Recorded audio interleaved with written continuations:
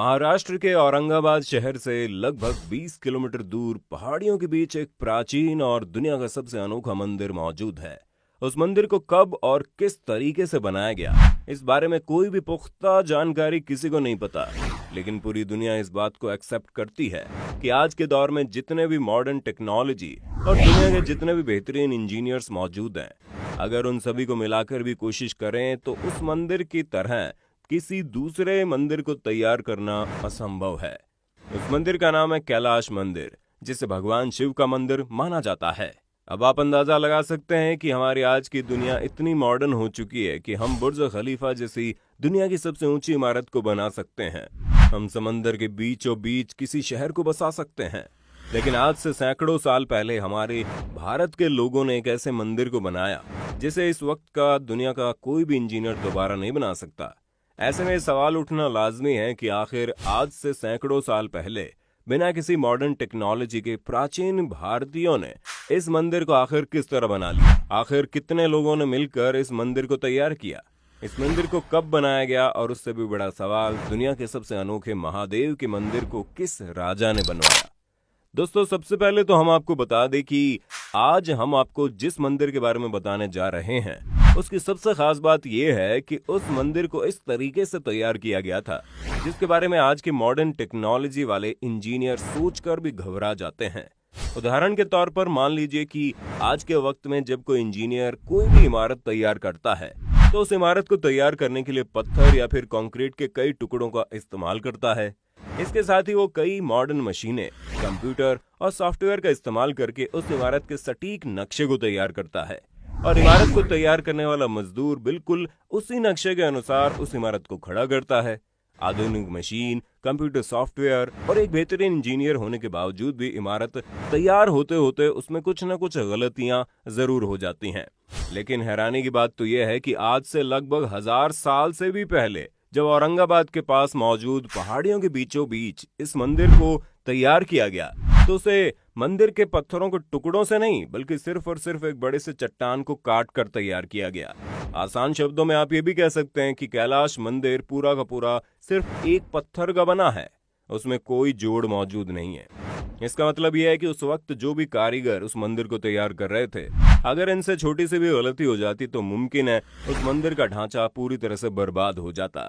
जब दुनिया भर के वैज्ञानिकों को इस बात का पता चला तो वे सोचने पर मजबूर हो गए कि आज के वक्त में इतने आधुनिक मशीन और कंप्यूटर का इस्तेमाल होने के बावजूद भी जब गलतियां हो जाती है तो आज से सैकड़ों साल पहले प्राचीन भारतीयों के पास ऐसी कौन सी टेक्नोलॉजी मौजूद थी कि बिना किसी गलती के इस रहस्यमय मंदिर को तैयार कर दिया, जो सैकड़ों सालों बाद आज भी बिल्कुल उसी तरह से पहाड़ियों के बीच सीना तान कर खड़ा है। इतना ही नहीं, ये घटना साल 1682 की है। ये वही दौर था जब भारत के जमीन पर मुगलों का राज चलता था और उस वक्त यहाँ के अधिकतर जमीन पर औरंगजेब का कब्जा था। ये तो आप सभी जानते हैं कि मुगलों को हिंदुओं के धार्मिक स्थलों और स्थापत्य कला से कितना अधिक चिढ़ थी। मुगलों ने लगभग 3 शताब्दी तक भारत पर राज किया और इस बीच भारत में इतने मंदिरों को तोड़ा जिसकी कोई गिनती नहीं। और इसी सिलसिले में औरंगजेब ने औरंगाबाद के उस कैलाश मंदिर को भी नुकसान पहुंचाना चाहा। औरंगजेब ने हजारों सैनिकों के एक दल को कैलाश मंदिर को पूरी तरह से नष्ट करने का काम सौंपा था। आपको जानकर हैरानी होगी, मुगलों के बीच सैनिक लगातार 3 साल तक इस मंदिर को नुकसान पहुंचाने का काम करते रहे। लेकिन हैरानी की बात यह है कि 3 सालों की मेहनत के बाद भी औरंगजेब अपने नापाक मंसूबों में कामयाब नहीं हो पाया। कई सालों की मेहनत के बाद जब उस मंदिर को कोई नुकसान नहीं हुआ तो औरंगजेब को यह समझ आ गया कि इस मंदिर को खत्म करना लगभग नामुमकिन है। आखिरकार औरंगजेब और उसके सैनिकों को पीछे हटना पड़ा। ये तो थे इस मंदिर से जुड़े कुछ ऐतिहासिक तथ्य। अब सबसे बड़ा सवाल ये है कि इस मंदिर को बनाया कब गया था और इस मंदिर को कितने लोगों ने मिलकर कितने समय में बना डाला। मंदिर को लेकर जानकारी मिलती है कि इसका निर्माण राष्ट्रकूल के राजा कृष्ण प्रथम ने कराया था। कहा जाता है कि एक बार राजा गंभीर रूप से बीमार हुए। तमाम इलाज के बाद भी वो स्वस्थ नहीं हो पा रहे थे। तब रानी ने भोलेनाथ से प्रार्थना की कि वो राजा को स्वस्थ कर दें। उनके स्वस्थ होते ही वो मंदिर का निर्माण करवाएगी और मंदिर का शिखर देखने तक व्रत करेंगी। तब राजा स्वस्थ हो गए, लेकिन रानी को बताया गया मंदिर का निर्माण और शिखर बनने में कई वर्ष लग जाएंगे। ऐसे में इतने वर्षों तक व्रत रख पाना संभव नहीं है। तब रानी ने भोलेनाथ से मदद मांगी। मान्यता है कि तब उन्हें भूमि अस्त्र मिला। ये महादेव का दिया हुआ ऐसा अस्त्र था जो कि पत्थर को भी भाप बना सकता था। इस अस्त्र का जिक्र ग्रंथों में भी मिलता है। मान्यता है कि उसी अस्त्र से इस मंदिर का निर्माण हुआ और मंदिर बनने के बाद उस अस्त्र को मंदिर के नीचे गुफा में रख दिया गया और रानी को कई वर्षों तक व्रत न रखना पड़ा। इसलिए मंदिर को शिखर से नीचे की तरफ तैयार किया गया ताकि सबसे पहले मंदिर का शिखर ही तैयार हो। दुनिया भर के वैज्ञानिक यही मानते हैं कि इतने कम समय में परलौकिक शक्तियों द्वारा ही ऐसे मंदिर का निर्माण संभव है। अन्यथा आज के समय में ऐसा मंदिर इतने कम समय में और एक पत्थर को ऊपर से नीचे तराश कर बनाना असंभव है। आर्कियोलॉजिकल और जियोलॉजिकल डिपार्टमेंट के लोगों का कहना है कि कैलाश मंदिर कोई सामान्य मंदिर नहीं है। इस मंदिर के नीचे एक सीक्रेट अंडरग्राउंड सिटी है, लेकिन नीचे जाने का रास्ता आम आदमियों के लिए बंद है। इन दरवाजों के पीछे एक सुरंग भी बनी है जिसका रास्ता अंडरग्राउंड शहर की तरफ जाता है। अब हम आगे इस मंदिर के बारे में जिन बातों को बताने जा रहे हैं उसे ध्यान से सुनना। आर्कियोलॉजिस्ट के अनुसार किसी एक बड़े चट्टान को काटकर ऐसा मंदिर बनाने के लिए लगभग 4 लाख टन पत्थरों को काटकर यहां से निकाला गया होगा। वहीं दूसरी तरफ इतिहास की कुछ किताबों के अनुसार इस मंदिर को बनाने में उस वक्त लगभग 18 साल का वक्त लगा। इस हिसाब से देखा जाए तो उस वक्त जिन कारीगरों ने मिलकर इस मंदिर को तैयार किया, उन कारीगरों और मजदूरों को हर दिन लगभग 60 टन पत्थरों को काटकर वहां से निकालना पड़ा। इसका मतलब ये हुआ कि हर घंटे 5 टन पत्थर, और वो भी बिना किसी मॉडर्न टेक्नोलॉजी के। खैर, ये तो हो गई पहाड़ी के उस चट्टान को काटकर पत्थर निकालने की बात। लेकिन कैलाश मंदिर के अंदर जो नक्काशी की गई है और उसके अंदर जो मूर्तियां और खंभे मौजूद है, उस अद्भुत कलाकृति को बनाने में कितना समय लगा होगा, ये सब बातें कैलाश मंदिर को और अधिक रहस्यमय बना देती हैं।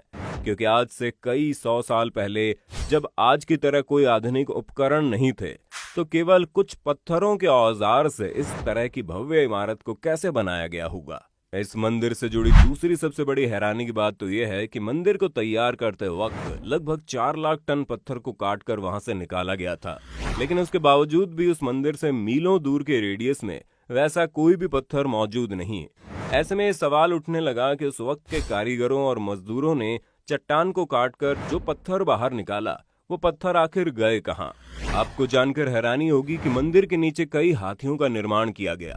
मान्यता है कि मंदिर पूरी तरह से उन्हीं के ऊपर टिका हुआ है। मंदिर में 100 से ज्यादा पैनल हैं और इनके ऊपर भगवान विष्णु के कई रूप और महाभारत के दृश्यों को चित्रित किया गया है। इस मंदिर की दीवारों पर अलग ही तरह की लिपियों का प्रयोग किया गया है। हैरानी की बात तो यह है कि दीवारों पर लिखे गए अधिकतर चीजों के बारे में आज तक कोई कुछ समझ नहीं पाया। कहा जाता है कि अंग्रेजी हुकूमत के दौरान अंग्रेजों ने मंदिर के नीचे गुफाओं पर शोध कार्य शुरू किया, लेकिन वहां हाई रेडियो एक्टिविटी के चलते शोध कर पाना मुश्किल हो गया। मान्यता है वहां पर भूमि अस्त्र और मंदिर निर्माण में प्रयोग किए गए अस्त्र हो सकते हैं। उस वक्त नाकामयाबी के बाद अंग्रेजों ने ये रिसर्च बंद करके इन गुफाओं को बंद कर दिया। बता दें, आजादी मिलने के बाद भी इन गुफाओं को बंद ही रखा गया है। पुरातत्व विज्ञानियों का मानना है कि इन गुफाओं के आगे भी दूसरी दुनिया हो सकती है, जहां से ये रेडियो एक्टिव किरणें आती है, क्योंकि ये किरणें गुफाओं में किसी एक स्रोत से ही आ रही हैं। दुनिया के सबसे रहस्यमय जगह पर पत्थर काट काट कर खोखला करके मंदिर, खंबे, द्वार, नक्काशी आदि बनाई गई। ये सोचना भी बड़ा रोमांचक हो जाता है कि उस वक्त के कारीगरों के द्वारा इतने अद्भुत डिजाइन और प्लानिंग की गई होगी। इसके अलावा बारिश के पानी को स्टोर करने का सिस्टम, पानी बाहर करने के लिए नालियां, मंदिर, टावर और पुल, महीन डिजाइनों से बने खूबसूरत छज्जे, बारीकी से बनी सीढ़ियां, गुप्त अंडरग्राउंड रास्ते आदि सब कुछ पत्थरों को काटकर बनाना आज की मॉडर्न टेक्नोलॉजी के भी बस की बात नहीं। तो दोस्तों, आपने देखा हमारा प्राचीन भारत कितना उन्नत है। हमारे वेदों से लेकर शास्त्र तक, हमारी कारीगरी से लेकर नक्काशी नमूने तक, धर्म से लेकर ज्ञान तक, हर चीज के मामले में हमारा प्राचीन भारत आज के मॉडर्न जमाने से बहुत आगे था। ये वजह है कि आज के मॉडर्न इंजीनियरिंग चीजों की खोज आज करते हैं। हमारे वेदों में उनका जिक्र आज से हजारों साल पहले किया जा चुका है। यही वजह है कि जिस मंदिर को हमारे प्राचीन भारतीयों ने आज से सैकड़ों साल पहले तैयार किया, उसके जवाबों को आज भी दुनिया का मॉडर्न इंजीनियर ढूंढने में सफल है। उम्मीद करते हैं जानकारी अच्छी लगी होगी और आप हमारे प्राचीन और उन्नत भारत को किस नजरिए से देखते हैं, अपनी राय कमेंट में देना। वीडियो अच्छी लगी तो लाइक कीजिए, हमारे चैनल को सब्सक्राइब करके बेल आइकन को ऑन करना बिल्कुल मत भूलना, क्योंकि the earth adventure in Hindi की टीम आपके लिए हर रोज ऐसी जानकारियों से भरी वीडियोस लाती रहती है।